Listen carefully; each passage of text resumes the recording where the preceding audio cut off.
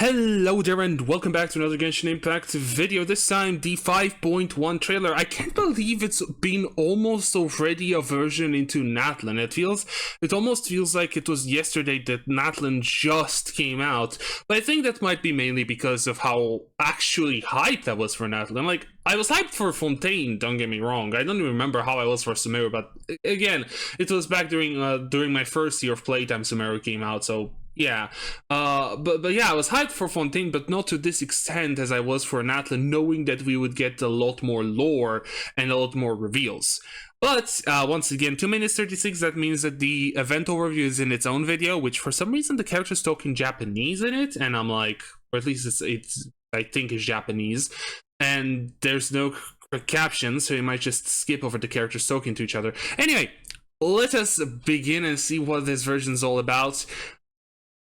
I'm expecting we'll meet another hero maybe, or the other heroes, because the thing is, if we're going by the usual three story patches, then that means we should be meeting the heroes in these next two arcs, and in 5.3 when the Archon quest ends, we'll get, you know, the climax of the region.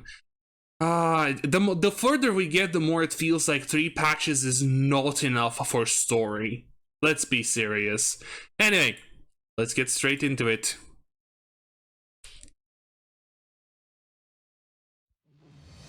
I've had concerns for a long time. Mavuika's plan needs too much time, and too many things can go wrong. So, specifics aside, the Pyro Archon confirmed the Gnosis can resolve the crisis. Huge prize. It comes at a huge the Gnosis. price. This is a distress signal for the Masters of the Oh, is that Chitlali? Well, yeah, I guess it doesn't make sense because she is an important figure. I'm sorry, I know usually we watch the whole trailer, but like, does Mavuika not have the Gnosis? That's surprising. Unless there was never a Gnosis in the possession of the Pyro Archon to begin with. Because when Xbalanque became Archon, he became Archon through the power of the Turnfire, right? Was there any Gnosis ever involved in the powers of the Pyro Archon? Oh. Also, Auron was threatened. I don't know, because you can easily make Auron a character that willingly collaborated with the Fatui but still be a good person. He did it for a good reason. I don't like this whole thing, oh, he was being threatened, that's why he helped the Fatui. Anyway, let's go for wind. So Ooh. Interesting design. If I recall correctly, she's going to be Cryo, right? I am still sort of speculating that maybe physical / cryo will make a return in this version, which I know it's weird to have cryo make a return during, you know, the Nation of Pyro, but anyway, because she already has a lot more better units, and it's in a pretty good spot in my opinion now with Shlonen coming out in 5.1. But if, I don't know, Chitlali is, if we do get Capitano, he seems to be a cryo character, so he might just be a, you know, if he's playable, he might solve the DPS necessities of modern cryo, and Chitlali could be a cryo support. So anyway, that's just like pure baseless speculation on my side. Auron was indeed being threatened. Ooh, Chilonen. Great going, Mavuika. We're already off to a rocky start. I liked her design when we first saw her in the original 5.0 trailer, and she looks awesome. Her weapon drip, though, oh my god, her weapon looks awesome. Oh. Letting brave names echo.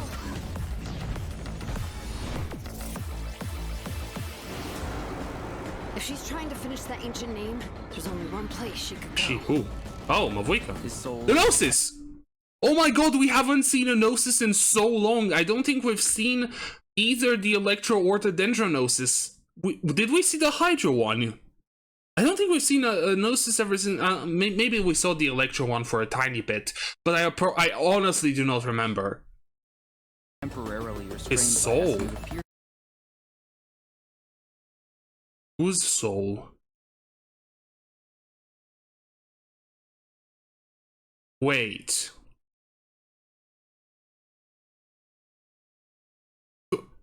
Would no? Would the Gnosis? So I believe that back in the day, before Xbalanque became the Archon, there was the whole thing with the people of Natlan being sort of against the dragons, right? There was a whole rivalry between the people of Natlan and the dragons, up until some point where a dragon and a human worked together to bring Phlogiston to humanity. Man, the lore of Natlan is so confusing for me. Mainly because I haven't properly read it, but yeah. Could it be that the Gnosis contains the soul of maybe both Xbalanque and the power of the Sovereign? Because whose soul would be temporarily restrained? To become more fragile in the process. Ooh, is this the new boss? Could they not do a different arena type? Because this is just another cave. Unless it's purely just to showcase the boss. Oh my god. In the event that a confrontation becomes inevitable, I'll stall the captain while you advance. And once you've learned the truth that the Pyro Archon Mavuika would never willingly share with you, you may just find it in your heart to consider my proposal. Okay. You have to make the decision for her, here and now. Whoa. A land without the Lord of the Night, without the protection of the wolves, is doomed from the start. You presume too much. Humanity's survival is worth any price. Whoa. Let's give him everything we've got! So... Natlan must pay the price, and only Mavuika... Whoa! What do you mean Mavuika's death? All I wanted was to see her again. My end will not come first, and I'm not giving up. If I could go back, I would do whatever it took to ensure their survival. You've experienced something similar, Mavuika. You should know exactly what I mean. Who is she punching with those insane impact frames? Jesus. The rainbow destined to burn. Oh, that sounds ominous. That sounds very ominous. Oh my god, the second half of the trailer is insane. The truth that the Pyro Archon Mavuika would never willingly share with you. So this is the truth, the secret that's been talked in the Teyvat Chapter trailer, right? The one that Dainsleif talked about when presenting Natlan. Oh my god. And Capitano, it seems like, will we actually team up with Capitano? That would be the second high-ranking Fatui that we do actually end up teaming up with, just like we did with Arlecchino, because Arlecchino did in the House of the Heart did help during the crisis in Fontaine, so that's that. Like, I'm so curious what Capitano's true plan is here, because there's the line around the end. Natlan must pay the price, and only Mavuika's death. I wonder what really, like, what does this mean? Only Mavuika can clear the debt. What debt? Because up until this point, the issue was the Abyss destroying the Night Realm, right? The Night Kingdom. So what's this price that we're talking about? Unless it's talking about the dragons. The ancient dragons, right? Stealing the Turnfire or whatever they stole, or whatever fire they stole from the dragons, from the Sovereign. Unless I'm just wrong with my lore. I could be. Clear the debt. All I wanted was to see her again. My end will not come first, and I'm not giving up. If I could go back, Oh yeah, this. whatever it took to ensure. If I could go back, is it possible, just hear me out, that Capitano is one of the ancient heroes from Natlan? The ones from 500 years ago? Or either that, or he's talking about the people he lost dear to him. So either it's another case of Rosaline, similar to Rosaline where Capitano lost his family or some very close friends, or Capitano is one of the ancient heroes from 500 years ago that fought together with Mavuika. That would be an insane reveal. You've experienced something similar, Mavuika. Well, I guess since he says you've experienced something similar, Mavuika, then he's not really part of the heroes. I think I'm just plain wrong here. But again, I still feel like it would be kind of a cool little reveal. You should know exactly what I mean. So I wonder if Mavuika did something bad because she's human and can make mistakes. But the question kind of is, what did she do? We know that, for example, Egeria gave Ocean his humanoid forms. She created a new form of human, and that's why Celestia punished her with the curse onto Fontaine, which would lead to the death of all Fontainians. Right? What did Mavuika do? Right? What did she do that it's so, you know, that she would need to be punished and she would need to pay the debt through her death? What could that be? Oh man. Now the thing is, it's been rumored for a while. I'm not sure how exactly and properly it's been confirmed, but 5.2 will not be an Archon Quest patch, right? It's been rumored that 5.2 will not have an Archon Quest, and we'll see the finale of the Archon Quest, including Mavuika, in 5.3. Now, my only problem kind of is they're not only hyping Mavuika up more and more, so having a patch without her when she should be coming out would be really, really off-putting for the players, but they're also leaving us in a humongous cliffhanger based on what 5.1 is going to do. 5.1 could try to clear it all up, like Mavuika sacrificed herself, Capitano gets the Gnosis, and then in 5.3's trailer, we have a huge reveal that is not over yet.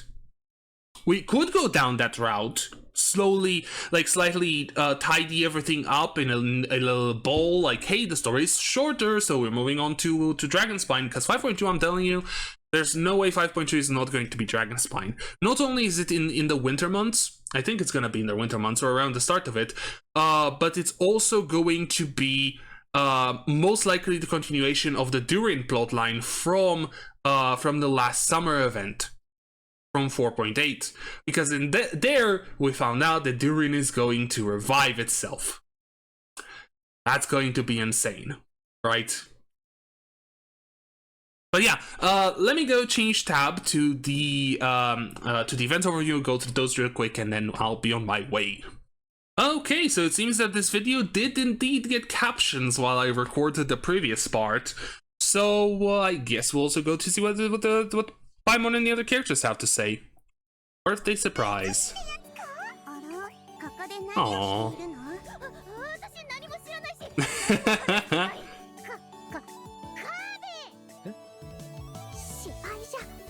Whoa, what was that about?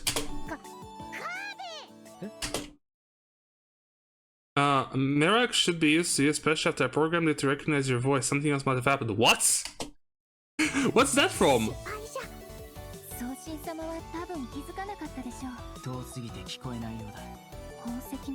What's going on?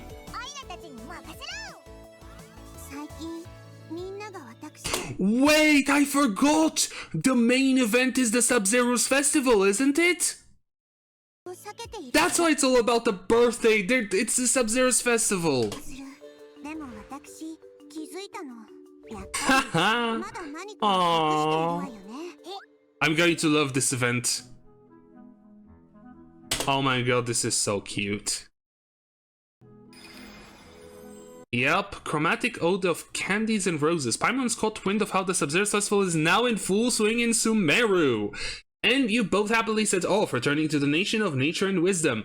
We'll be getting a Candace constellation, which is actually quite nice, especially now with Candace mainly at C6, is actually kind of usable. And of course, all the usual, like 1,000 Primo Gems, Crown of Insight, etc, etc. Broken Carriage. And I guess lots of cute art of Nahida, which is awesome. Oh, hello. Okay. Interesting minigame.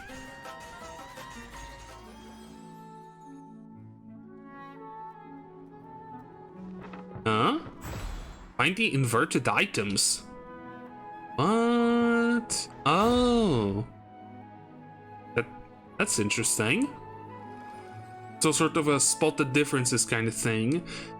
And we do get a combat event, of course, like as always. Aphid treasure trace. Some new little thingamajig has hit the market among the children of Echoes recently, and after learning about it from Shilona, the situation seems a bit worrying. Oh. Oh, what is that? Well, it's an aphid, right? Those are like little insects. Are those gonna be some new enemies in 5.1? Because I'd like to see these like outside of the event and not just in it.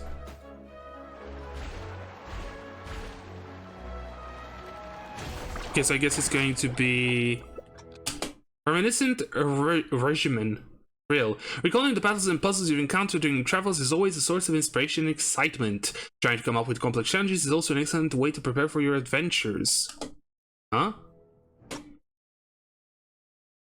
So it's a multiplayer thing? I guess? Okay, an interesting multiplayer combat event. Huh. Pace of pursuit. Just as the flames never die before they utterly burn out, so too should the pace of the pursuit never falter, even for a moment. Surmount all obstacles and advance ever onward towards the title of Teyvat's strongest. Are we ever going to hit that, especially seeing the skill and power difference between us and like Arlecchino to begin with? Not to mention the fact that you know, Mr. Capitano can go toe to toe with Mavuika, so you know. Ooh, and marvelous merchandise. Okay, Libin is coming back. I wonder what like little lore tidbits is gonna reveal this time. Huh. Because it's the very start of a region. Wait! Would he be talking about whatever's coming up in 5.2 with the Durin? Always possible. Yeah, this is the weapon I was talking about. Peak Patrol Song. The animation doesn't play, but the bars on the weapon actually move like an equalizer. I think it's an equalizer, like it's really animated, you know, and it looks really nice. We're also getting 3 4-star weapons. But we already have a new set of craftable. Oh, I guess these are just like how they usually are, like the Wavebreaker Fin, I think it's called, was added in 2.1 or something. Some new weapons to add to the weapon banner. Yeah. And that is about it. So pretty much the same events that we are to expect. A couple mini games, a couple combat events, etc, etc. I don't know when the Sealy thing is gonna come back. Anyway, besides that, let's go to a nice little, like, let's go here. Yeah, let's go here and finish the video up. So yeah, the story seems to be quite interesting. I guess we're finally going to learn Mavuika's secret that we've been teased about ever since the initial Teyvat Chapter trailer. Maybe we'll see Capitano fight alongside us. It would be kind of surprising, but I guess it could be possible. Maybe we'll learn about Capitano's backstory, because I like him and a couple other of the harbingers that haven't appeared yet in the story are kind of, well, not kind of, are very mysterious when it comes to their backstory, like Pantalone, Pulcinella, Sandrone, Capitano, you know. Most of the ones we've already met do have some form of backstory, either in the artifacts or within the manga or stuff like that, or just straight up in the version they appear, or future versions, in the case of Arlecchino. But yeah, I'm honestly really curious to see the development of the story, because something about needing the Lord of the Night to keep Nathan alive, Nathan possibly being destroyed. Then again, every nation up until this point was possibly going to be destroyed, but was not, so I don't think we would have to worry about that. Either way, if you did enjoy this video, why not leave a like, comment, or even subscribe. I want to thank you guys for watching, and hope to see you all in the next one.